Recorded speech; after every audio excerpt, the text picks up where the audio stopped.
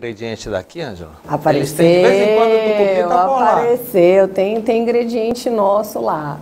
Vocês não podem perder, eu não posso falar tudo, mas vocês têm que ver amanhã que tem o ingrediente do Pará.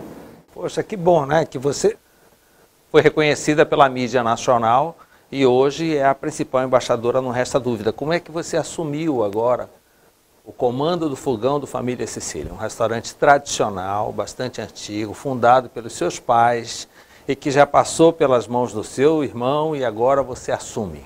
É a terceira geração à frente do Família Cecília? Exatamente, a terceira geração à frente do Família Cecília, são 27 anos de restaurante, então eu nasci já dentro de uma cozinha de restaurante. Há 4 anos que eu assumi a cozinha do Família Cecília e venho trabalhando pratos novos, mudança de cardápio, mantendo os tradicionais, porque é uma coisa incrível, não tem como a gente mexer no filé à parmegiana, por exemplo. Ainda tem algum item no cardápio que tenha sido lançado pela sua mãe há 27 anos? Sim, tem. Tem o frango Anestor Bastos, tem o filé Ana Maria e tem o nhoque à bolonhesa, o espaguete à bolonhesa. É claro que o Fábio e eu já fizemos várias adaptações na receita, porque na época da mamãe ainda era o tomate lá da Ceasa, que era meio verde, que não tinha tanto sabor. Hoje a gente já trabalha com tomate italiano, na época dela não tinha parmesão de boa qualidade. Hoje a gente trabalha com o melhor parmesão do Brasil e o melhor parmesão do mundo, que é o Grana Padano. Então a gente deu um up nas receitas, né? Mantendo as tradicionais e colocando novas receitas, algumas combinações diferentes e que tem feito muito sucesso. Bem, hoje é um sucesso tremendo ser chefe de cozinha. A quantidade de cursos de gastronomia que estão surgindo é algo extremamente chique. A audiência dos programas que mexem com culinária também, né? Isso tudo não era assim na época da sua mãe. Você está pegando o boom, né? E como é lidar com isso e agora você ser reconhecida, você ser chamada, você começar a sair de Belém para representar a nossa culinária? Bom, Mauro, o que acontece? Ser chefe de cozinha está na moda. Porque, na verdade, cozinhar não tem glamour nenhum. Hoje eu estou aqui toda bonitinha, arrumadinha, vocês estão vendo. Mas se eu estivesse na cozinha, eu estava descabelada, eu estava aos berros, eu estava suando. Então não tem glamour. As pessoas só conseguem ver o glamour quando a gente sai. E algo muito pequenininho, estreito, tem que ser para você ficar bem próximo dos equipamentos? Sim, quanto mais prático você tiver à mão as coisas, mais rápido e com melhor qualidade você consegue montar e esse prato sair quente. Então, assim, hoje tem esse boom, tá legal, é muito bom ser reconhecido. Só que tem muita gente que está entrando na gastronomia porque acha que são só flores. Só o glamour. Só o glamour. Mas, por exemplo, esquece que a gente trabalha 18 horas. Então, quando você chega no restaurante e vê o seu prato bonitinho, eu tô lá. Começou desde eu comecei de manhã, fazendo compra, verificando se estava tudo ok. A equipe chegou 4 horas da tarde.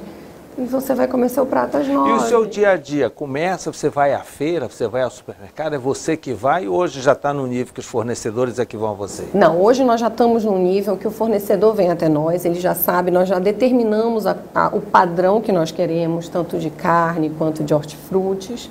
Só que quando tem eventos, principalmente de harmonização de vinho, que o cardápio é criado por mim, eu vou às compras, porque o chefe é muito engraçado. Às vezes pedem a receita, aí você demora, todo chefe demora para mandar a receita. Por quê? Porque a gente vai mudando um monte de coisa no meio do caminho.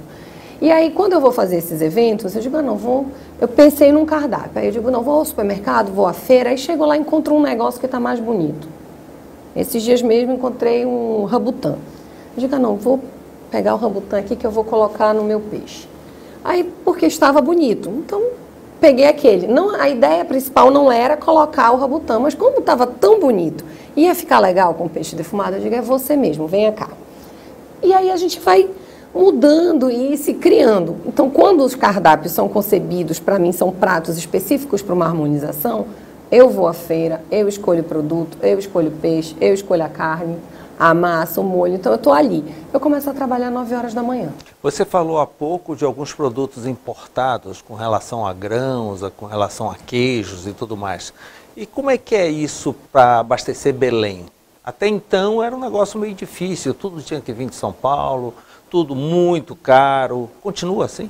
Continua vindo de São Paulo, continua tudo muito caro agora com essa alta do dólar aí, que aumentou mesmo.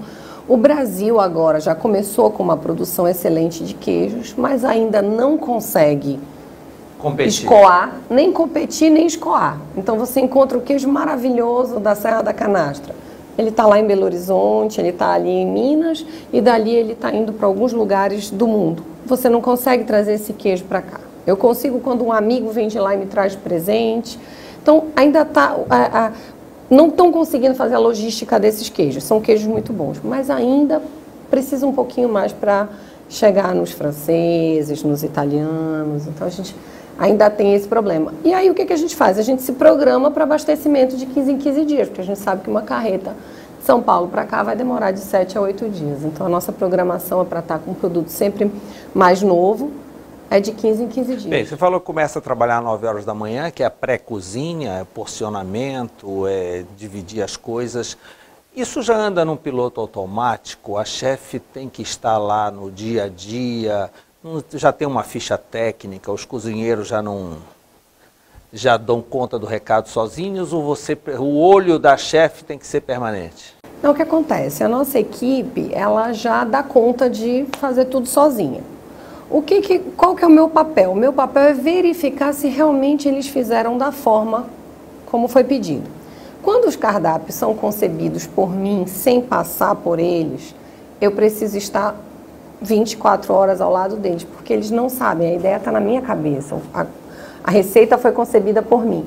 As receitas do dia a dia, todas têm ficha técnica, eles seguem elas à risca, e isso facilita muito, já diminui muito o meu trabalho, mas eu tenho que pensar em todo o resto do restaurante, porque a gente não está limitado somente à cozinha, a gente se preocupa muito com o serviço, porque o cliente, ele é primordial nessa história. Então não adianta só eu ter um prato bom se o meu garçom demorar para levar e o prato chegar frio, se o meu garçom tratar ele mal. Então é um contexto geral. O chefe geral. Não precisa estar só dentro da cozinha, mas também dentro do salão, para ficar observando, ver a reação dos clientes e assim por diante. Sim, eu preciso estar olhando, até porque a gente já sabe, quando o cliente bota na boca, a gente já sabe. Se ele gostou, se está mais ou menos, se ele não gostou. E aí aquele momento é o momento de intervir para que aquele cliente entenda que nós estamos preocupados com ele. Então é o momento que a gente vai e faz a intervenção, e se precisar, obviamente, acontecem erros, são pouquíssimos, mas acontecem. Então a gente precisa estar ali para corrigir. Por isso que tem que estar salão, cozinha, salão, cozinha. Chefe Ângela, qual o processo de elaboração, de criação de novas receitas? Qual é esse processo? Você frequenta outros restaurantes em outras cidades, aqui, você está sempre estudando novos ingredientes, adaptando, mantendo, lógico, o foco de uma casa de culinária italiana, não é? Você tem que manter, você vai colocar lá o filhote, mas deve ter um espaguete ao lado, ou coisa parecida, não é? Como é que funciona esse processo de criação? Bom, a criação do prato, eu estudo muito, eu leio muito, eu vou a vários restaurantes fora de Belém, fora do Brasil, passei 2 meses morando em Lima, que para mim hoje é o centro gastronômico do mundo, todos que puderem, vale a pena conhecer Lima. E lá muitas ideias surgiram, e como eles estão também com um pouquinho da Amazônia, eles têm um pouquinho do que é nosso.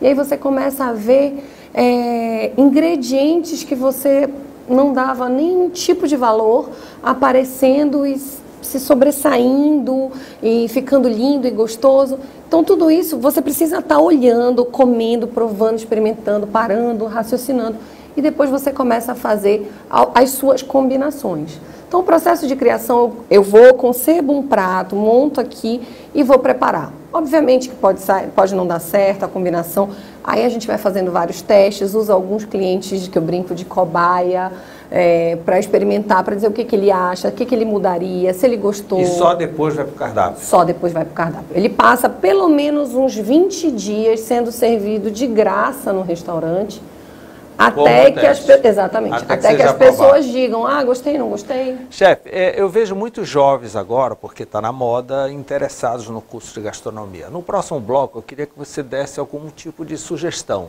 No seu caso, foi por herança. Você nasceu dentro da cozinha, como você falou. Tem casos que não, né? Que agora ele se deu conta de que ele realmente gosta. Então nós vamos diferenciar, eu queria que você desse uma orientação de quem tem uma vocação para ser chefe e quem tem uma vocação para gostar, para comer, como é o meu caso. Com certeza. Okay? Eu volto já. Estamos de volta com o Argumento e a nossa conversa com a chefe Ângela Cecília, titular do restaurante Família Cecília. Mas, chefe, nós perguntávamos no bloco anterior orientações para a juventude, principalmente os jovens que estão interessados em embarcar nesse glamour, nessa moda, e que também não deixa de ser um bom negócio, em torno da gastronomia. Eles ficam sempre em dúvida, muitas dúvidas, se tem vocação ou não, se necessariamente tinha que ter um berço em torno da gastronomia ou não, e assim por diante. Eu gostaria da sua sugestão, já que você vem desde pequenininha acompanhando sua mãe, seu irmão, quer dizer, você chega agora formada com uma experiência de vida, que não é o caso da grande maioria. Da grande maioria. E o que é que você sugere?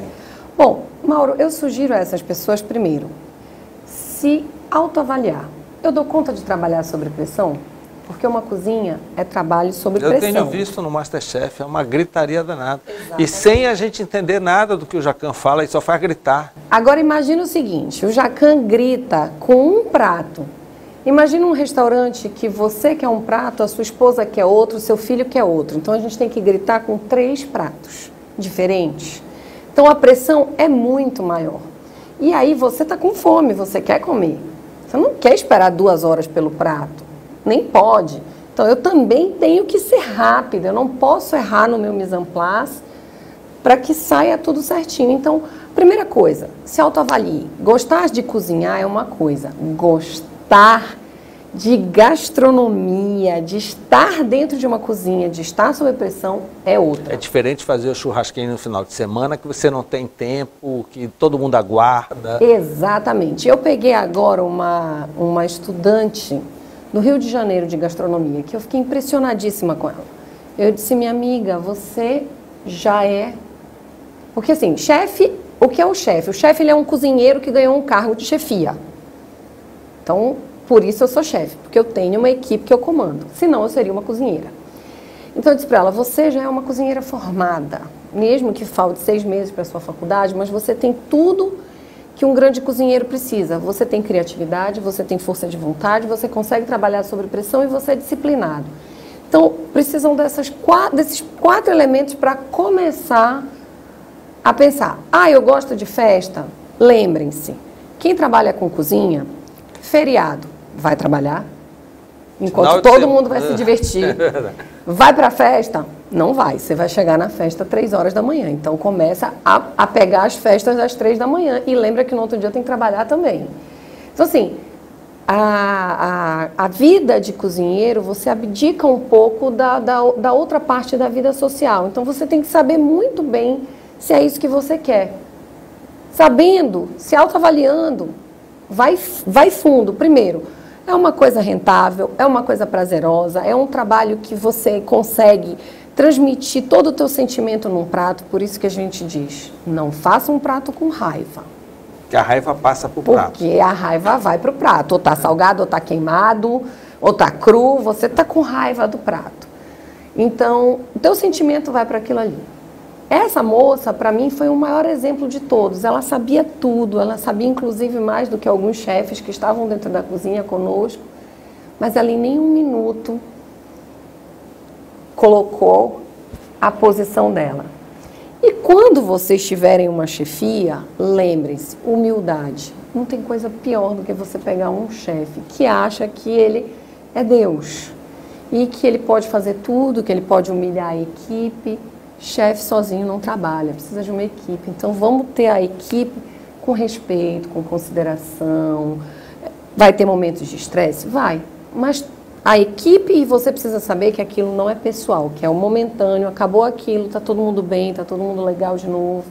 Então, essa é uma parte bem importante que, às vezes, os alunos estão na faculdade, estão tomando pressão do professor para fazer escrever teoria. É ótimo, mas a prática é bem mais difícil.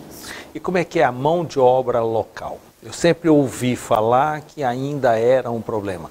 Nós temos agora a gastronomia como item de atração turística em Belém, e no Pará de um modo geral. Nós temos uma série de ingredientes e outros que estão sendo descobertos agora. Mas a mão de obra local para restaurante, para eventos, para banquetes, está seguindo a mesma velocidade com que o restante já apareceu? Não, Mauro. Infelizmente, a valorização da nossa gastronomia está bem mais rápida do que a nossa mão de obra. O Família Cecília, nós treinamos todos os nossos funcionários. Eles entram, tem gente que nunca nem trabalhou em cozinha. E a gente prepara aquela pessoa para que ele possa trabalhar na cozinha desde o começo, desde lavar a louça até ele poder chegar numa panela, numa frigideira, num forno. A mesma coisa acontece com a mão de obra. Isso é verdade? Tem que passar por todos os departamentos da cozinha para se sentir formado? Você passou por isso? Passei. Eu lavei muita louça em Cordon Bleu, em Lima. Muita louça. E aí, sabe por quê? Porque eu aprendo a parar de fazer bagunça. Porque como eu tenho que limpar, eu não sujo. E aí você vê aquelas cozinhas super limpas, por quê? Porque as pessoas não sujam. Porque como eu sei que eu vou ter que limpar, então eu já vou colocar minha bandejinha aqui, eu já vou trabalhar em cima dela, já pego meu lixinho, já jogo fora e está tudo limpinho. Quando eu não passo pelo sofrimento da louça, da limpeza, a praça é aquela... Aí eu vou fazendo aquela bagunça, e vou fazendo aquela sujeira, e vem outra, e vem limpando para mim, ou eu deixo lá e vou embora, e fica aquela sujeirada toda. Então a gente tem que fazer isso para que a pessoa aprenda por que tem que ficar limpo, porque ele não vai querer limpar 2 vezes, ele não vai refazer serviço. Por isso que é muito importante passar por todas as E nós não fases. temos nenhum órgão de formação dessa mão de obra. Muita gente gostaria também, eu vejo, nesse momento de intenso desemprego, o primeiro item que as pessoas imaginam, eu vou mexer com comida. Aí a cidade está cheia de carrinhos de cachorro-quente, de food truck, assim por diante, né? E essas pessoas não tiveram nenhum tipo de acesso a algum tipo de informação ou de formação sobre isso. Até a própria literatura de formação da mão de obra não é muito grande, você sabe. Você pega livros de gastronomia, são receitas. Fotografias, receitas, o chefe. Agora, como eu chegar lá, ou como fazer um serviço, como ser um maître, como ser um garçom, nós não encontramos isso. Muito e aí, difícil. cada restaurante tem que fazer a sua parte. Interna. Interna. O que está acontecendo hoje? A Abrazel, ela está bem unida na busca do preparo dessa mão de obra, né? Chamando pessoas de fora, pessoas de dentro, que têm know-how para estar treinando. Então, isso começou a dar uma melhorada. O que nós teríamos em Belém seria o SENAC, mas o SENAC ele ainda está aquém da nossa necessidade. Ele tem a preparação da mão de obra, mas a gente está com uma demanda muito grande para o que ele está oferecendo. Então, a gente acaba tendo esse problema de ter que treinar, de ter que organizar, de ter que fazer. Então, tudo isso gera custos para o restaurante, porque eu preciso parar a minha equipe, eu acabo pagando uma hora extra para que eles possam vir para o treinamento. Então, isso tem dado um pouquinho de emperrada nessa questão de dar uma deslanchada. E eu acho que precisa de um investimento urgente nisso, porque senão a gente vai começar a receber turista, mas não vai ter serviço para esse turista. Ele vem aqui e aí ele vai fazer o quê? Só vai no Ver o Peso olhar? Ainda tem aquela concorrência de um restaurante roubar garçom de outro, roubar cozinheiro, ou você já houve uma calma em relação a isso? Não, já houve uma calma bem grande. Inclusive, hoje está todo mundo muito unido, né? Olha, fulano saiu, aí liga pro outro, mas por que ele saiu? Tá tudo bem? Deu algum problema? Então já tá tendo esse feedback. Antigamente não, o cara ia lá, te roubava o garçom, te roubava o cozinheiro, mandava mensagem. Eu lembro disso. Já deu uma boa melhorada. Olha, Ângela, vamos assistir amanhã o Masterchef, parabéns. Obrigada. Parabéns pelo seu trabalho, deslanchando agora. E que perdure por muito tempo. Seus filhos ainda são pequenos, ainda vai demorar, vir a 4ª geração para assumir o restaurante. Então você tem um bom tempo por aí. É verdade. Obrigado pela entrevista. Obrigada, boa noite. Não percam o Masterchef amanhã. Logo após o intervalo, nós vamos conversar com o consultor financeiro Gustavo Cerbasi.